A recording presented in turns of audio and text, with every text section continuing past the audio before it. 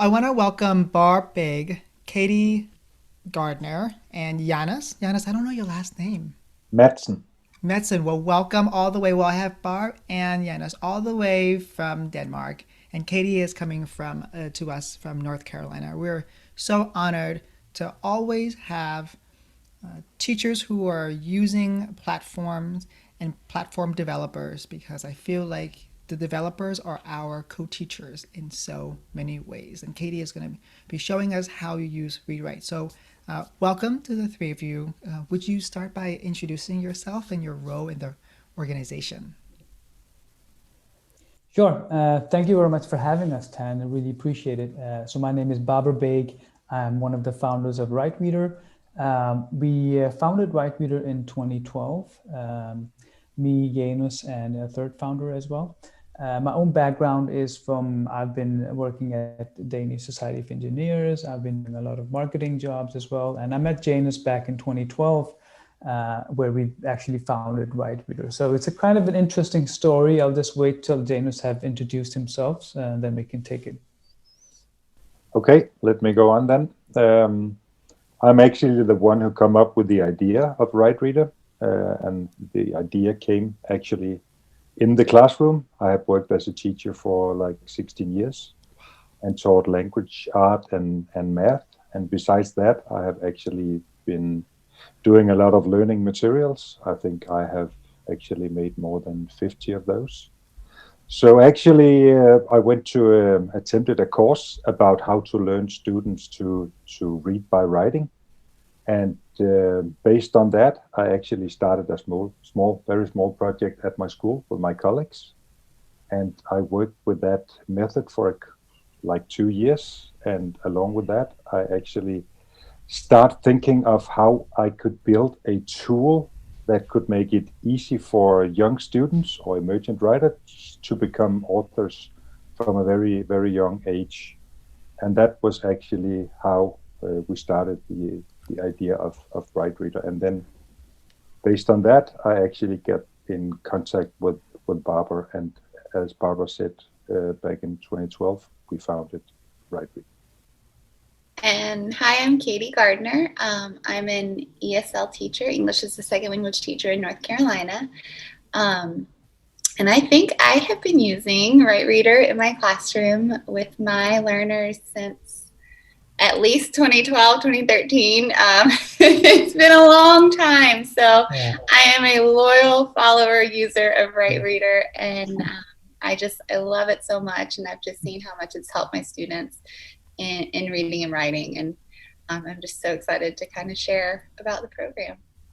Well, Katie, you're the reason why we're here together because you emailed me, and of all the teachers that I know, you're one of the experts I consider in early childhood and young elementary school students, but also your ability to use technology meaningfully, not as a tool for fun, but actually a tool for learning.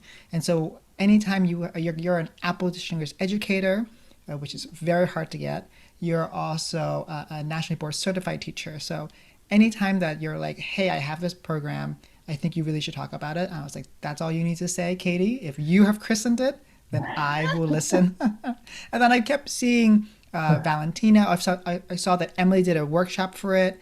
And then you told me Valentina as well. And I said, okay, let me continue to share with the audience. So that would be really great if Barb, you said you wanted to talk about how it started. Yeah, so I was not into edtech at all. The only edtech experience I've had is being a parent, which can also be a lot. But I was more into engineering and marketing. I had a famous blog about digital transformation here in Denmark. And Janus was reading that blog, and he reached out to me and said, hey, Babar, I want to talk to you. We have a big problem in education. All the new digital devices are coming in. I have an idea on how we can actually transform the education. And what really struck me was that when Janus told me that, because I didn't know that, he said that 15 to 20% of all the students who leave 10th grade in Denmark are functional illiterate, meaning that they're struggling with basic reading and writing skills. And I remember one of the first questions I asked Janus was, for how long have you been teaching our kids to read and write the way we do? And he was like, 250 years, 200 years, not sure. And I was like, okay. So I said, okay, I'm in. So I quit my marketing director job, and Janus quit his job. And then we actually founded WriteReader, because my point was really, okay, I mean, nobody has really questioned the way we teach our kids how to read and write. And despite that, we have a functional literacy rate that are kind of skyrocketing. And then when we looked at the functional literacy rate around Europe and in the US and Asia, we really saw this as a global problem, and a global challenge, which could be solved, because Janus has done his research for 2 years. And what that really showed was that if we are to talk about one factor of the reason of functional literacy, can basically be narrowed down to motivation. So how can we motivate children from an early age so that they can realize what real life literacy is and why they should actually progress in reading and writing? And when they have their first book in their hand, when they're 5 or 6 years old, then they'll know why they need to excel in reading and writing. So that's why we created a platform where, regardless of interest, any child can become an author. They can choose their interest. If they're interested in writing about dolls, fairy tales, their family, whatever, we can engage children from an early age and motivate them for their written language. Motivation is key to everything we do in education. So thanks, Barbara, for saying that. Janus, can you talk to me about, can you share your research about what you found for 2 years regarding literacy and... Yeah. I mean, I'm not a researcher, but I did some research in the classroom, and actually based on that, I contacted a researcher, and he made, together with some of his colleagues, made a small research project for like a year. And then we have actually just, I think we have been into like 3 or 4 research projects so far. And right now we are in a project that are done together with the Danish Pedagogical University and the Danish Technology University. And that's actually one of the greatest studies about students' early writing. And we are having, it's 1,500 students that we will follow for a period of 3.5 years. Wow. And we are actually, I think we have almost 1 year back of that study. So that has been a very important thing for us in WriteReader, that what we are doing is not just what we think would be right, but we actually want to have some expert included in this and actually do some real research showing that this is actually a good way to do things. Right. Right now we are part of 2 research projects, and actually the big one is actually about how to implement machine learning into early writing. So that's very, very interesting, and also have I think have a big potential in the future. How can we actually, based on machine learning, help students to be better at reading and writing? Well, we'll have to have you back on after 3 years for you to share the research findings. And so that's really great to know that there's academic research behind your platform. Janus, would you tell us about, you said you wanted to see if you could teach learning through reading, with writing through reading. Would you talk more about that and when you were in the class? Yeah, what we normally do, and I actually think that's the same all over the world, we learn the students the letters and the letter sounds, and then we actually start putting the letters together to words and starts to read. But what we actually see is that could be quite hard and a long way to go through all the letters. So instead, it actually can make sense and be very motivating to start writing, because you can actually write even though you haven't learned how to write. And I mean, it's quite hard to read a book when you haven't learned how to read, but you can actually pretend that you write, and you can maybe hear some of the letters, and you can just start writing from a very, very early age. Oh. And then the method is that an adult who know how to write can write the conventional way of writing below. And then you actually have made your own book, a book that actually can be read by others, because you have the educator text below. So the teacher, the students, they actually see quite fast what writing is all about. That you can actually tell something, and you can pass that over to someone else who actually can read your story. So that's actually the whole idea about this method, to make the students meaningful authors in a very, very young age. Right. To get And then you, of course, you can progress along the way. So if you look at your own writing, the students' writing, and you compare it with the educators' writing, then you can learn the way of spelling, and you can maybe learn that you have to put spaces between words, and you can learn a lot of things about the written language. Actually, the same way that you learn children how to talk, they will come, the students will make an attempt, and then you will say it out loud and as an adult, and then along the way you will actually learn how to speak. So we're actually using, in some way, the same methodology into reading and writing. Right. I think about what you're saying as like, I guess there's the store, pretending that there's the store, that here's the metaphor. There's an inventory in the store. Like you have to, all these things in the store. And then you go shopping. But really, if it's for kids, it's kind of like the comparison would be like blocks. Kids are building blocks so they're learning how to read as they're learning how to write. So they don't have to know all the letters to be able to write. Right. I guess it's very similar to language learning experience. So thank you for sharing that methodology. Barbara, would you talk about the features of ReadWrite before I go and have Katie say how she uses it?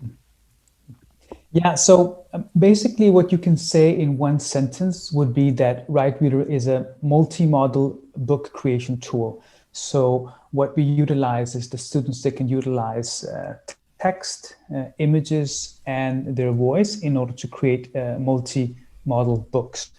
You can also say that with WriteReader, students can practice all language domains. So it's about reading, obviously about writing, but it's also about speaking and also listening, because you can also listen to others, students' audiobooks and practice language domains through that as well. But not only limited to these 4 language domains, it can also be about presenting skills, 21st century skills, because there's a lot of collaboration in it. There's a lot of critical thinking in it. We have our own image bank where students, they can choose thousands and thousands of images. So it requires also critical thinking on basically in what we're going to write about today and how my story is going to be structured and things like that. And then we have, on top of that, we have a lot of scaffolding features as well. We've just launched a template library for educators to get tons of experience, and basically creating a library where teachers and educators can inspire each other on what's working in their classroom. So in a nutshell, it's a storytelling multimodality platform where kids, they can publish their books at the end and share their work, share their proud work as well. Can I say something to that? Add something to that? I mean, what I saw in the classroom is that we were actually, as a start, I was using one of those typical text editing programs, and I saw that there were tons, I mean, thousands of features that students at that age haven't any use of. So what we did is that we stripped away all features that are not important for students at that age. So it's very easy to put in text. You can't have the opportunity to choose between hundreds of fonts. We have decided a font, and when you write, it will automatically scale, so you don't have to use a lot of time on that. So focus is on writing, and all the things around writing, we have done that as easy as possible. We often see that students, maybe after half an hour, they have maybe only normally in a normal text editing program, they have probably used half of the time to make settings, and then they probably have written a sentence or two. So that's actually the whole point, to make it as easy and smooth as possible. So the focus will be on writing and learning how to read and write. Right. I think Einstein said the highest form of sophistication is simplicity. And so Exactly. Yeah. that's really important because I've several times in my career, I've said, all right, kids, we're going to work on this platform now. And then 20 minutes later, they're like, oh, I just figured out this font and then this transition. And I'm like, it's still blank. And so I appreciate you providing something that's simplistic, but yes, sophisticated for kids. So what a great transition to talk to Katie about how she uses it in her class with her kids. So I think one thing before I start with about WriteReader that I really enjoy is, like Janice and Babar said, is the simplicity of it. It's just so easy for my students of all ages to use. My kindergartners use it. My fourth grade ESL students use it. So I have other educator friends that use it middle and high school. So it can really be used in any grade level. And as we have found this past year, it's been a great tool to use in any kind of learning environment. So when we were all virtual last spring, we were still able to create books and practice these literacy skills and language domains. I've used it in our hybrid setting at the beginning of the year when we were both in and out of the classroom, and then when we're all face to face. So it's really adaptable to any kind of learning environment. And the fact that it's web-based has been great because there's no downloading apps. How do the students can use it no matter where they are. They can just, sign on to the web and sign on to their book and start using and start creating. So that's made it really user-friendly for my students being in school or at home. So, and I love all the supports for our ESL students. There's just so many supports and scaffolding features that students of any language proficiency can use to complete the task. So, all right, can you see my screen? Yes. Okay, great. So I just wanted to kind of touch on some of these features. Tan, when you sign on and you create your class as an educator, the neat thing about it is these different settings that you can use. And I'll go down here to the page types. So there's different kind of page layouts that you can select to use in creating your book or for students to create their book. I really enjoy this student text, educator text. It kind of goes to support what Janice was talking about earlier, how the students can use that inventive spelling in the student text box. And then as an educator, I can go back and either write it correctly for them to see how to rewrite it, or make comments, or it's a great way to create bilingual books as well. And then if you choose this children can see each other's book tab, if you turn that on, it's a great way to kind of create this virtual book fair opportunity for students. So I see a tab for activated page types. So there's a student text. So students are making the text. There's image and student text. So that's self-explanatory. And then the last one is image, student text, and editor text, educator text. So you'll be collaborating with that as well. Okay. Mm-hmm. And there's also which is great for our ESL teachers, you can be a co-teacher. So I can, my teacher in the regular classroom and I can co-teach and collaborate on books and work on books together, which is great for us. And then here in that template library that Janice was talking about, if I didn't have time or I just wanted to kind of look at books that have already been made, template books that have already been created, I can kind of filter over here. Like you talked about with your middle or high school students, there's already some resources created that you could use or format to help your students with the different subject areas as well. So you can use those or you can create your own, which is really nice. So I was going to share one of the books my fourth graders created. So we were doing a unit on video games and using just something that the students were super interested in and motivated in to kind of practice those language skills. So this was a book template that I created, and students were able to use this template to then create their books. Oh, so you made the template for them.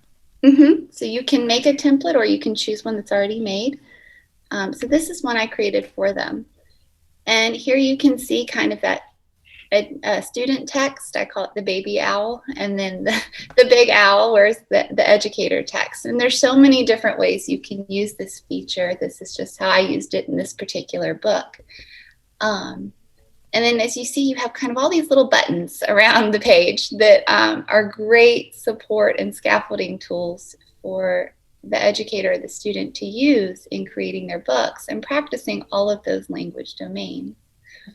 So what I see is, Mhm. So what I see is, just for the people who are listening on the podcast, there's a picture of a TV and a video game. There's a hand like taking a console and moving it around. And then there is a text down below, and it says like, my favorite video game is Roblox because I can play a lot of games there and create games. And the text goes on, and this is by the kid, right? Right. Mm-hmm. So when the student opens this template, all they would see is the prompting question right here. Then they're able to here in the student text write their answer to the question. Then they're able to look in the image bank to choose a preloaded image to support their writing. And this image bank in WriteReader went perfectly with our video game unit because they already had Minecraft pictures uploaded. So the students were able to choose from this Minecraft library. You could also upload a picture from your own camera roll if you wanted to do that.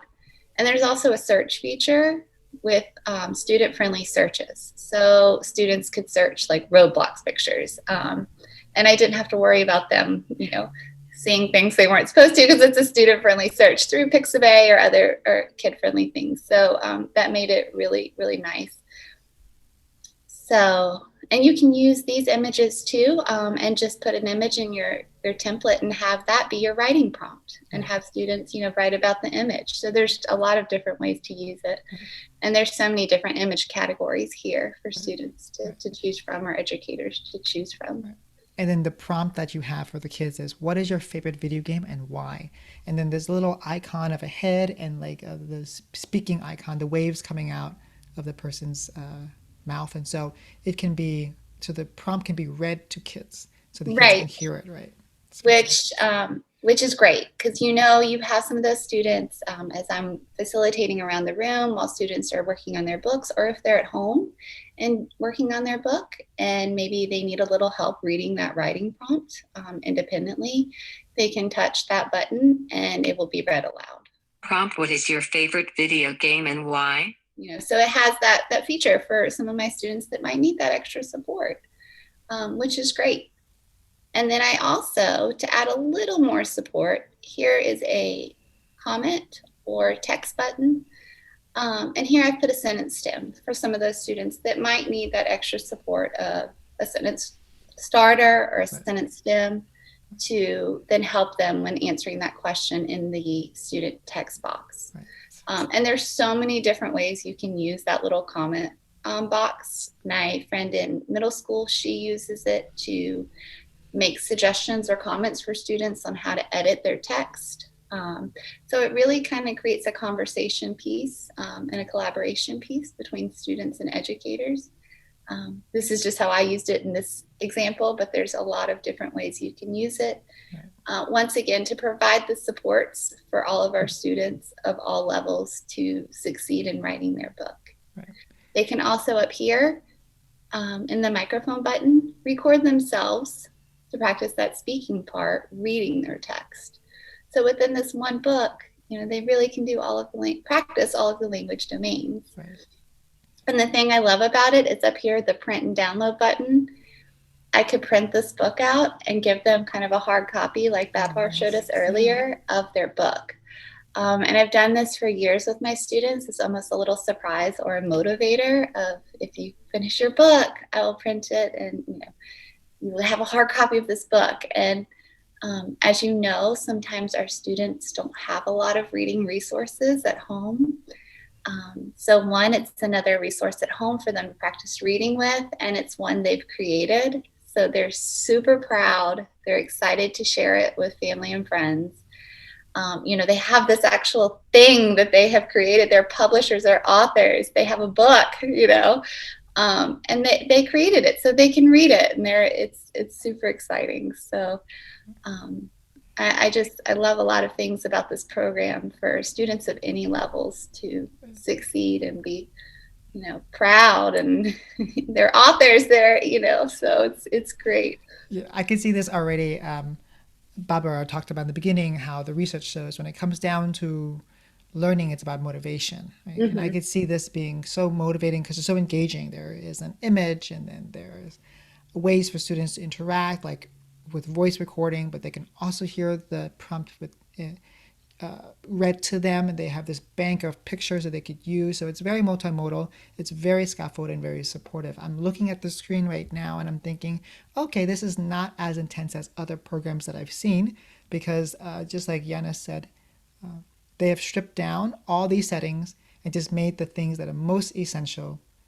They retain them, and then so kids can be more focused on the creation than the settings activity, or creating the settings. Yes, I agree. And then, also once students are finished creating their books, if they're able to see each other's books, you have kind of this bookshelf of created books, and students can look at each other's books. You could create that kind of virtual book fair if you wanted, or share your books with others globally, which is kind of cool as well. Do students collaborate as well? I know that Barbara talked about that. In the beginning. Yes, and if Barbara wants to explain a little bit more about that.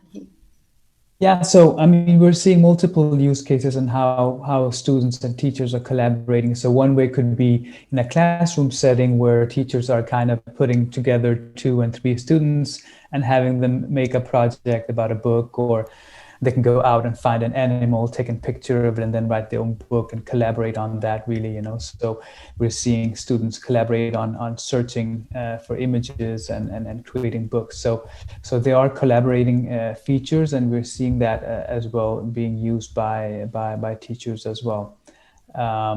And also in terms of when you talk about bilingual and also ESL and ELL students, what we're seeing is that it's being used by multiple ways by teachers. So in general, I think what is really important for bilingual students is, first of all, that they can get a sense of ownership and a sense of kind of, okay, this platform can really talk to me.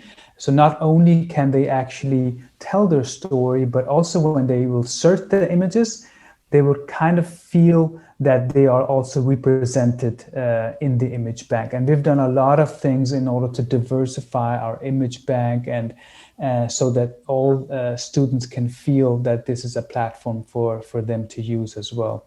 And at the same time, what we have done in order to have the necessary respect of their native languages, what that might be, is that we have translated this the WriteReader into multiple languages, so you can choose whether you want to have Spanish or English or Russian or Bulgarian or Polish, Danish, Swedish. So you can just switch on, and in the screenshot, which Katie is showing right now, you can see on the right-hand side, it says key sounds. So these key sounds, letter names and letter sounds, we have actually translated into all of these multiple languages. So this means that if you're a Spanish-speaking student, you can actually put in the Spanish sounds, and then whenever you type a word, you will hear out the sound in Spanish. Oh, wow. And then the speech synthesis is also integrated in Spanish and all the languages I have just told you about, is that when you write a sentence, you can have that sentence read aloud in your native language, just to reinforce your kind of writing as well.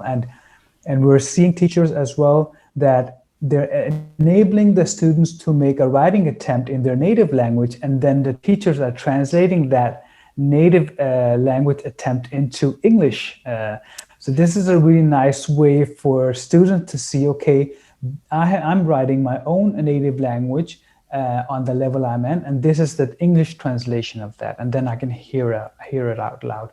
So as Katie also said, there are multiple ways for students to use this, and especially ELL teachers. And we have a lot of ELL teachers across all the states in the US that are using WriteReader to reinforce their students' learning. I love that. You're talking about, in our field, we talk about using the home language as much as possible in the beginning, right, to help kids engage. And I love that. I guess imagining this, when you have a student who is very fluent in their home language, they come to the US or Canada or English-speaking country, and then they struggle to communicate. It's not that they struggle to communicate in their home language, they struggle to communicate in English. Now with this platform, kids can use their home language, let's say Punjabi or let's say Hindi, and then they're going to be speaking it in the home language, and then it produces text for them in their home language, and then which can be converted back to English. Is that right? Yeah, so the conversion will take place, that will be an adult who would have to understand both languages, who will do it manually for them to start with, yeah. But if the English teacher writes in something and they're having difficulties hearing out the letter names or letter sounds, then they can use the speech synthesis and have the English version read aloud. I think it's really important for students to write a story and tell a story, even if it's in their own native language, because then they can actually use the platform and they're not just sitting outside of the activity and rest of the class is doing something. So this is a platform, regardless of their language, regardless of their level of reading and writing, they can engage with, and then they will feel the sense of technology will be the same as the rest of the classroom, and then they will gain the confidence from there and onwards. So you're talking about a huge word in our field. We talk about inclusion. And so oftentimes the language learners or multilinguals are, in the past, were taken away and then stored away into their own little room with the, we call that a warehouse model. We used to call that pull out. But now the kids are inside of classes, and now they have the same technology. I say technology amplifies students' skills, what students already bring. And so you're doing that already with WriteReader. Exactly. Yeah. Exactly. So no student will be left behind, Every student can be engaged regardless of their level and their native language, and then, yeah. Janis, you talked about how ReadWrite is supposed to, the program that you used was to help kids learn how to write as they're learning how to read. Would you talk about how that is done with the version that you have now of WriteReader? Yeah, it's actually the whole idea of starting by writing, because it's actually more easy to start writing before reading. And then I think that there's another point to this, which is also about motivation and making something that are near and dear to the students. You can actually write a book about that could be about your pet. You can write a book about your specific cat at home, but you can go to the library and yeah, of course you can lend a book about cats, but not your specific cat. So actually, that's a huge motivation when you start in writing, that you can actually the students can make something that are near and dear to them. And as Katie said, when they have do the writing process themselves, it's much more easier afterwards to read it. That's just the idea behind the method, that you actually start writing because it's actually easier than read. Normally, we typically do it the other way around, actually.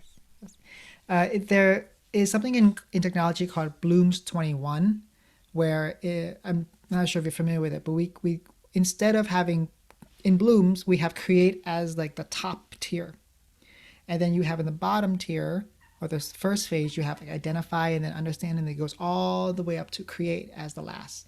And the premise of that is that, okay, kids have to understand first, and then they're able to identify and then understand, and then moves all the way up. Once they get all the other stages, then they can create. Mm-hmm. And Bloom's 21 is flipping that on its head. And Bloom's 21 is saying, okay, we're going to get kids to create. as kids are creating, they're going to be able to identify and understand and go through that process. And so you're speaking to something that's already in the field about technology and creationism. So that's great. Exactly. Yeah, thank you. And I love, Tan, just to follow up with what Janice says, the way to personalize the learning is great. So not only can you personalize the learning with having students either upload pictures from their, from their home, but you can also really easily integrate and connect those standards that as educators we, must also teach.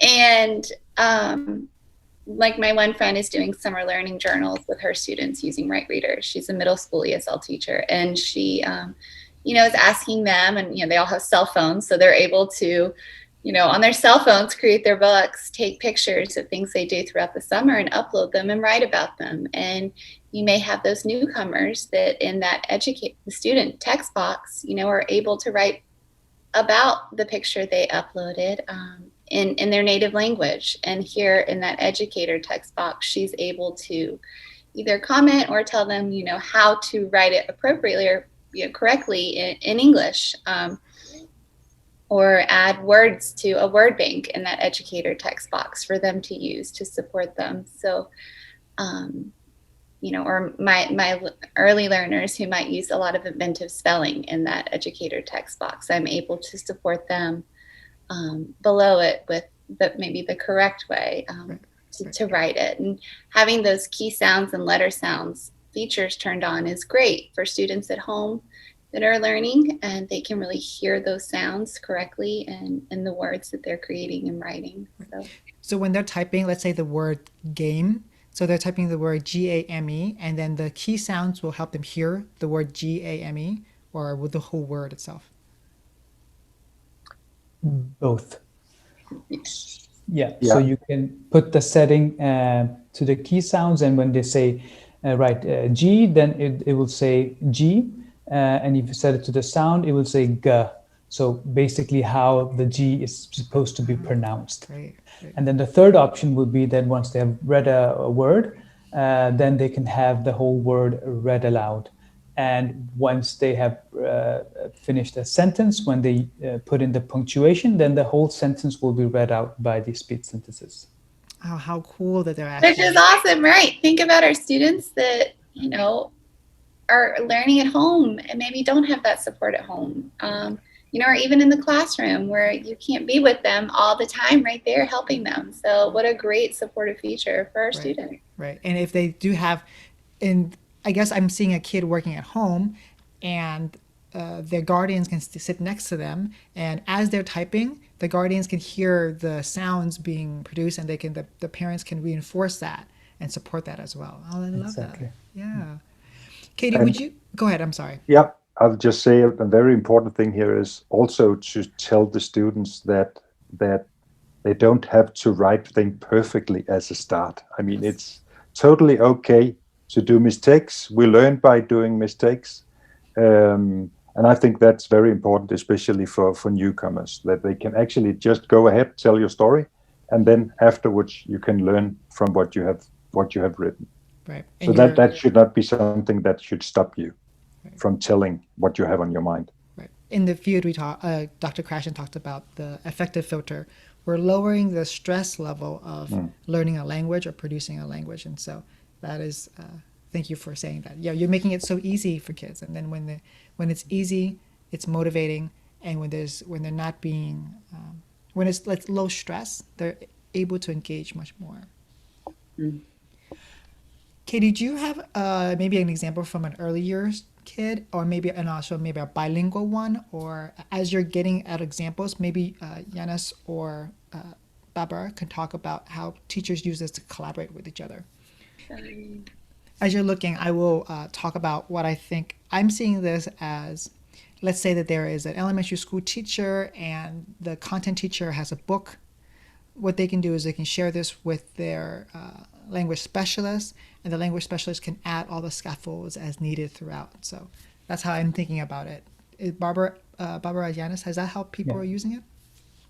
Yeah, exactly. And I think that teachers, they know the books which are relevant to their classroom and students. So it starts off by choosing some compelling text, within the classroom and teachers, and then they can use that text, in order to build on top of it, and then maybe use it to scaffold their reading and writing, or create a template, or even provide a free room for students to write about whatever they would like to write about. It can also be about seasonal things. It can be about their culturally seasonal holidays or events which they would like. And in our image bank, we're always open for teachers to propose these cultural events from around the world, and we'll be happy to add it. So we had some teachers from Ireland, and we added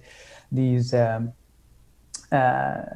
Irish holiday images. We had Cinco de Mayo. We added Cinco de Mayo images. We had and all the U.S. national holidays, and Eid, and it can be Hanukkah, whatever teachers would request. We can add those images just to make it more personal and more kind of safe and easy for the students to kind of write about their personal narratives. I like every time you talk, Barbara, you sound like an educator, even though you never were in a classroom teaching, because you're using words like responsive, you're scaffolding. I'm like, oh yes, and I know that Katie and Janis have been educators or are educators, and so it's funny to hear the engineering side of you speak as an educator. Yeah. Thank you. Yeah. No, I mean, Janus have had a great impact on me after 12 years, so I'm just kind of mirroring him. So. All right, Katie, I'll let you share. I see that you're showing Oh, us. sure. So just a couple more examples of have used it with my early learners. So this was just a example of how we practice retelling a read aloud story. So we, read this story titled Snowman All Year. It's a really cute read aloud story. And then we actually built the events from the story with Legos. To kind of have that hands-on manipulative piece, and students created different events from the story with our Legos, and then they used that camera, the camera on their iPads, to take a picture of each event and upload it to their book. And then they could practice their reading and writing by writing a sentence about each event from the story using, those special first, next, then, and last words. So just another example of a way to use it. And then once again, I printed these books. This was around our holiday break, and gave the students their books to take home for kind of a holiday gift, which they were super excited about. So I'm reading that. Can you go back to the first page? Sure. This is for the podcast listeners. So I see a little picture of like Lego people under the water or by the ocean. And it says the first snowman pretends to be a pirate. And so I see pictures of a pirate, different boats. In the next picture, it says, next, snowman goes to the fair. And you see a little like Ferris wheel thing, and you see a little background with like fireworks, and you see like a seesaw thing. And so kids are adding relevant images to really support their writing. Yeah. Right. So here they've created those images with the Legos, and you can use the image bank. And here's just another example of a way to use images they created on the camera roll. And like Janice said, here the text might not be perfect, and that is okay.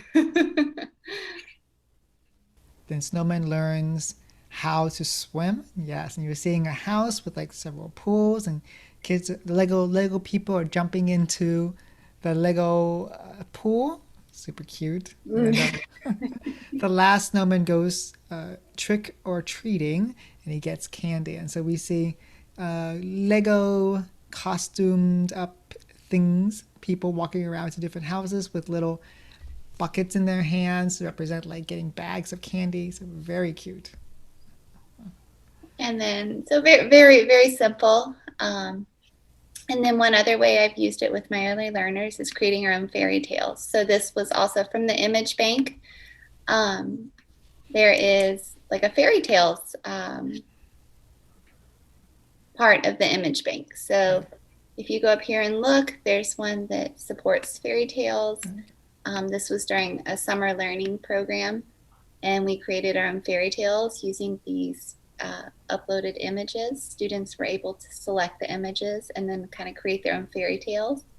And then at the end of the summer learning program, we dressed up as princesses and knights in shining armor, and students used their printed books to read to other educators, parents, and students around the room. Right. So that was super fun, and they loved the experience. Right. And dressing up, but also creating their own fairy tale, and having these preloaded images made it really kind of simple, and served as a writing prompt, for our early learners, looking at the image and then writing about it. So. Right.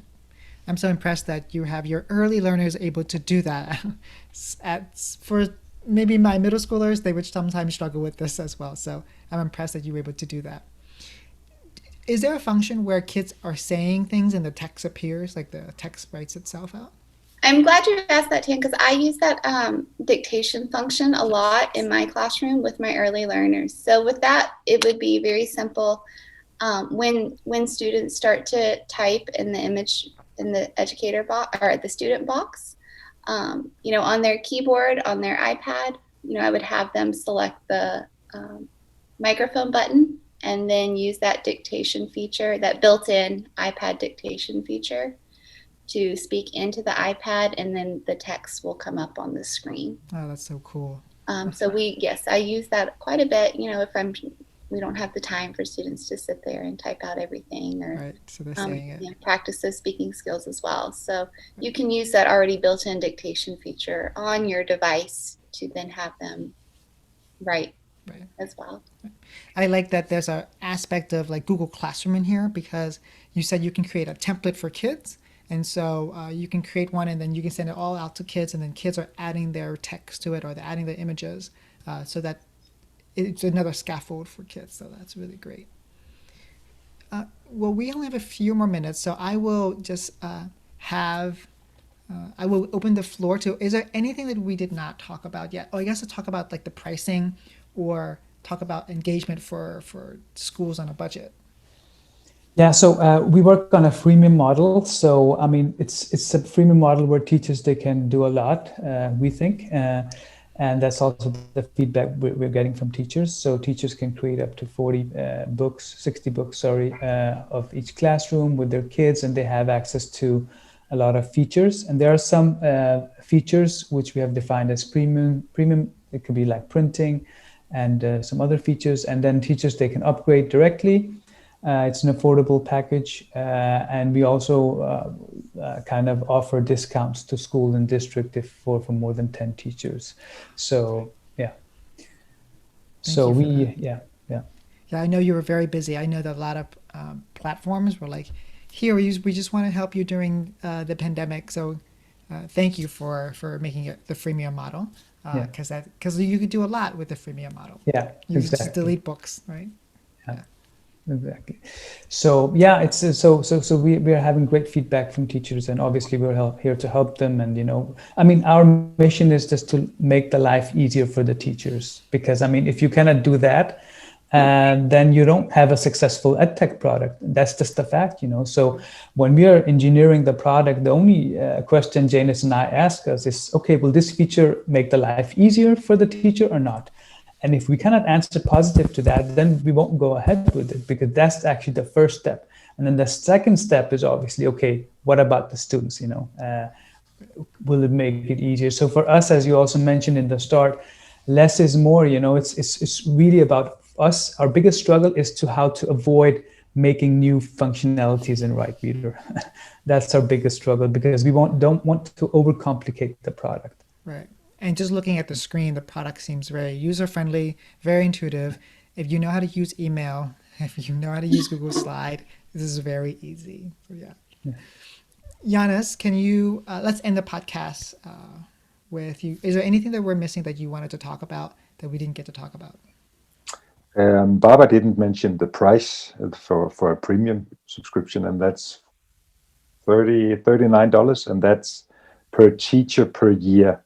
Oh, So so you can affordable. actually add as many students as you like, as many classes, and as Katie mentioned, you can also add co-teachers to that. So I will definitely say that this is affordable for most schools. Yes, it's so affordable. There's another program that I'm working with, and it's for just one teacher, it would be 125, and I like begged my school to purchase it, but for $40 for Write Reader, that'd be so amazing. It's very affordable for teachers.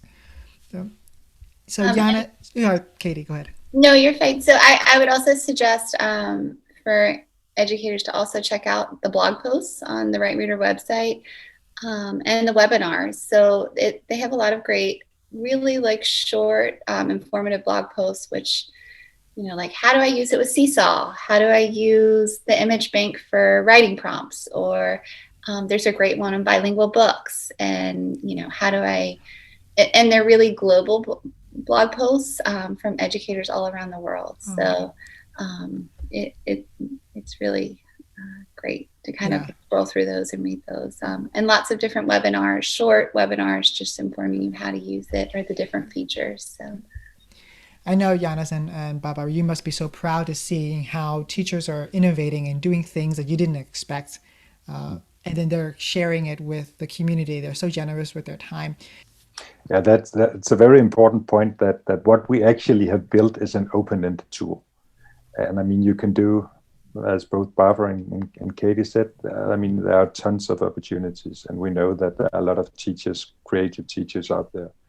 And that's a great joy to see on a daily basis how teachers and kids are using our tool in very creative ways. So definitely. So I always want to say, when I meet with platform developers, I always say you are a co-teacher. Like I will never meet, I'm sure in person. I'll be lucky if I get to meet Barbara and Yanis in the future. Katie, I know we're going to meet you in the future for sure. But I want to let you know that let your team know that you are co-teachers in our classes, in Katie's classes. The way that you're developing programs for kids, these features, these the platform, you are one duplicating me and Katie. So we have 20 kids. You just with the program, you're duplicating 20 of us. But you're also giving kids the confidence, the motivation, and the skill to be able to learn, right? Then you're also helping parents as well, and you're helping families. Your kids are doing this at home, and they're having their engagement with the family. So you are in homes, in schools, in communities. So thank you for working away on your little computer screens, on your board. You are definitely in our classes.